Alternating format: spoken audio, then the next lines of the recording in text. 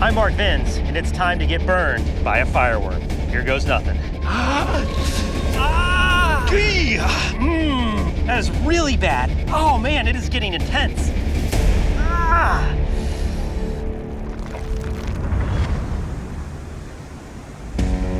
As steam rises off a frigid ocean and light reveals a jagged maze of shoreline, we begin our search for a fire below the surface.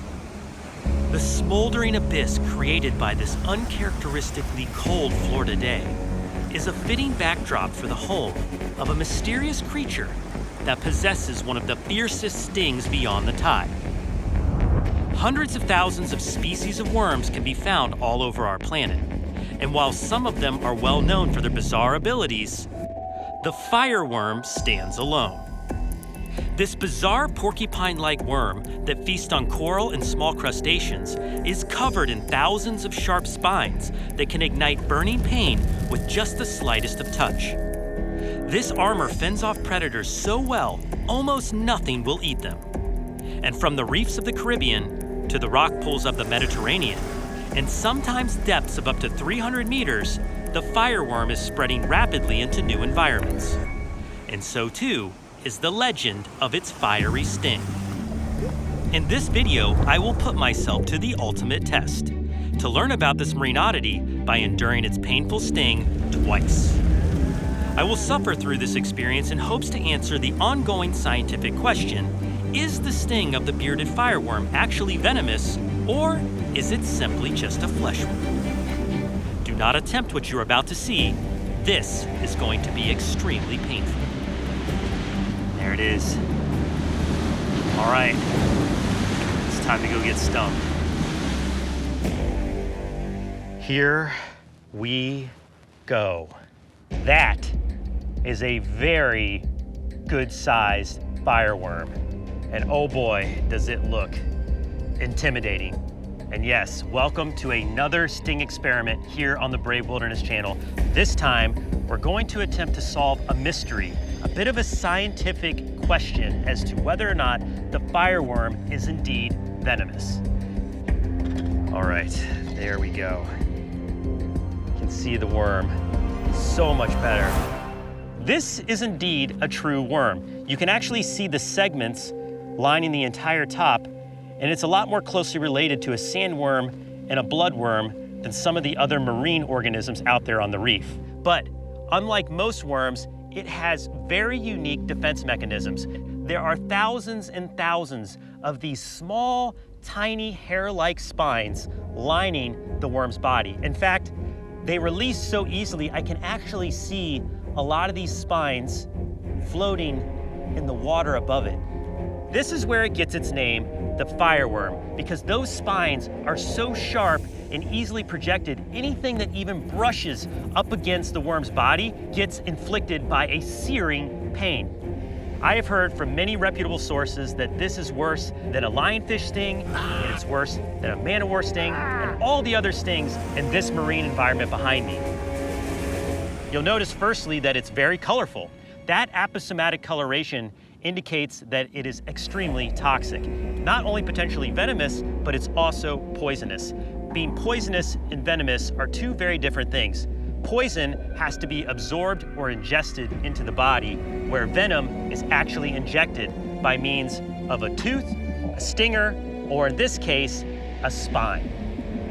But beyond the toxins that we know are contained within this worm, let's talk a little bit about the symptoms from the sting of a fireworm. And this is from a scientific journal written in 2017. Acute, intense stinging pain, itchiness, numbness, and swelling that can last up to several weeks. Symptomatic reactions such as nausea, cardiac, and respiratory problems can occur. Dang, that would be bad. And it's so interesting to me that even the scientific community, the scientists that study these creatures, haven't been able to figure out definitively if they're venomous or not.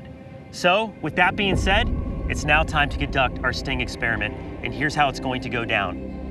While stinging myself twice, once on each arm, might sound crazy, it will be absolutely necessary to conduct this sting experiment, where I will treat one arm as if the fireworm sting is venomous and the other as if it were not.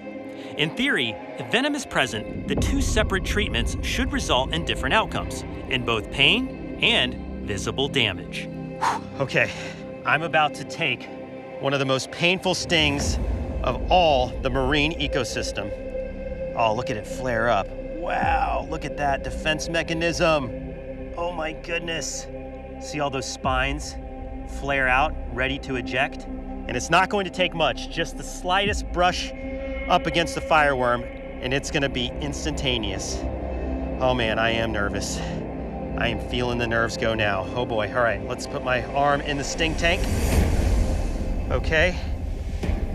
I'm Mark Vins, and it's time to get burned by a fireworm. Here goes nothing. Oh, that looks bad. Here we go. On three, ready? 1, 2, 3.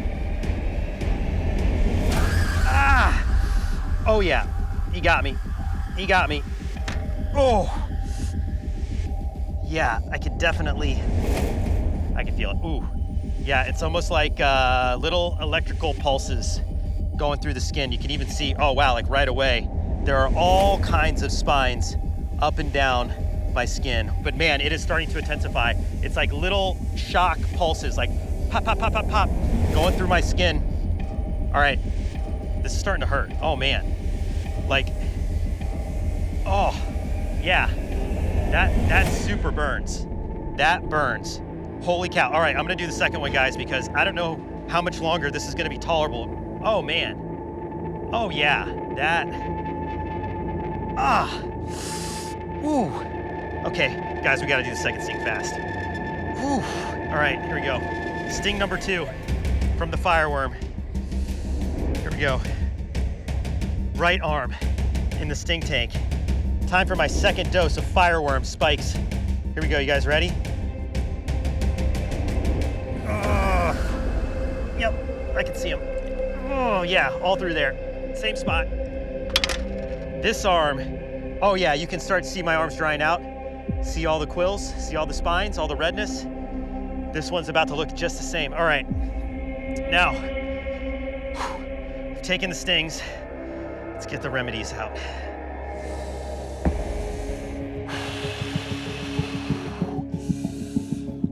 Oh, don't do that. Don't. Oh man, that hurt worse. Yeah, do not blow on him. Oh. Oh. Searing like a hot needle. I tell you what, guys, I can tell right away. This isn't just irritant. There's something else going on. For sure. Woo! Oh man, you can really see the inflammation starting over here. Ah! Oh, mighty. First thing you want to do if you are stung by a fireworm is nothing. You do not want to rub the spines in deeper with your other hand because you're only going to inflict more pain onto your hand itself. What we want to do right now is wait for my arms to dry, and then we are going to use the adhesive technique to remove as many of those spines as we possibly can. Ah! Yeah, man, that is bad. That is really bad. Oh man, it is getting intense. Ah! Oh! The adhesive technique we're going to do on both arms. This is the same thing you're going to want to do to the stings. If they're venomous or not, I'm gonna try to rip out as many of those spines as I can. Hopefully this causes not too much irritation and gives me a little bit of relief. Here we go. Oh, that is tender to the touch. Oh, ready? Okay, I've got the adhesive pretty well on there. 1, 2. Oh, yeah. Woo, okay, I got a lot of them actually here. Man, I taped it a good job. At this point, we're gonna go in for side 2. Here we go. Same thing. 1, 2, 3.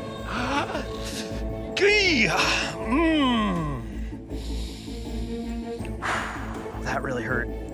The good news is I think I got them all. Yep. You can see, got the spines out again. Now comes the second step, and this is only for the venom treatment. Like we said in the beginning, one side, we're we're treating as if it's venomous and one side we're not. So the right side now is totally done, but the left side, we're gonna mark with a V. You may have noticed the pain I'm experiencing is coming in waves, which is another indication that something chemically and perhaps venomous is going on. But to measure the visual reaction, I will mark one arm with a V for venom treatment and then draw boundaries on both sting sites to see if the swelling expands or contracts over the next 24 hours. Let's go ahead and treat the left side as if this was venomous. First thing we want to do is we want to apply some household white vinegar. Vinegar has the ability to render any venom that would be on the surface of my skin inert. Oh man, it feels cold to the touch, and that actually feels good. And we're gonna leave this vinegar on here for another 5 to 10 minutes, and then we're gonna go to step 2 of the venom treatment. That is hot water. Oh, yeah, wow. So far, even from the treatments alone, every indication, signs are pointing towards venom. The heat affects the actual structure of the venom itself, rendering it almost harmless and a lot easier for your body to digest and take care of. At least one of my arms is already feeling better. Can't say it for the right arm. That arm still hurts a lot. Oh, you do not want to experience the pain of a fireworm firsthand like this. This is bad. All right, well, there we have it. Usually at this point in the video, I would give you my thoughts and we'd see you on the next adventure, but we really want to see how this experiment plays out overnight. So I'm gonna head back to camp and I'll see you guys again in the AM so we can compare both of these stings next to each other, see if there's any difference. I tried everything I could to put the pain out of my mind. But just laying there in my tent, my arms ached with increasing waves of agony as sweat poured out of my body all night long. Morning couldn't come soon enough because I knew the only thing that would make the pain go away was time itself. I can tell you this much, I am still in quite a bit of pain. And even wearing this shirt hurts. Like any contact with the stings feels terrible. And get this, it actually rained last night, so I got water in my tent on top of it all. So while I am feeling a little bit better, the sting damage is actually pretty significant. The results visually speak for themselves. The arm that we treated is almost healed at this point. I mean, you have some localized redness here. It still hurts, it's not done, but visually, you can see that the swelling is down. The actual inflammation is contracted to within the site from yesterday, where the arm on the right has expanded beyond the site from yesterday, and the inflammation is serious. It is very tender to the touch, much more so than the arm on the left. There is some other evidence that I want to talk about that is really important to my ultimate decision of determining the venomous nature of this animal. First thing is the obvious feeling, the sensation of the sting itself. It was a delayed reaction. When I first made contact with my skin in the tank, I almost didn't feel like anything was even happening. But within a minute, I felt that first sign of intense burning, and it only got worse. It built and built and built until on both sting sites, I felt like there was almost like an electrical fire underneath my skin. But this arm, the one we treated like it was a venomous sting, I actually saw these sites move, and we have a picture to show you. So you can see there that it was well beyond this mark. That is a very interesting indication that there was something chemically happening underneath the skin and moved that sting site beyond that line and then back again. I would have to say, given all of the evidence of this sting test, I am convinced that this is indeed a venomous creature. And yes, being stung or burned by a fireworm not only hurts, but is the result of envenomation. I hope you enjoyed this experiment with fireworms, but more than anything, I hope you yourself never have to experience the burn from this marine creature, because I can guarantee you it packs a major wallop. I hope you enjoyed this video. It's time for us to release our fireworm back off into the wild and head off for another adventure. See you guys on the next one.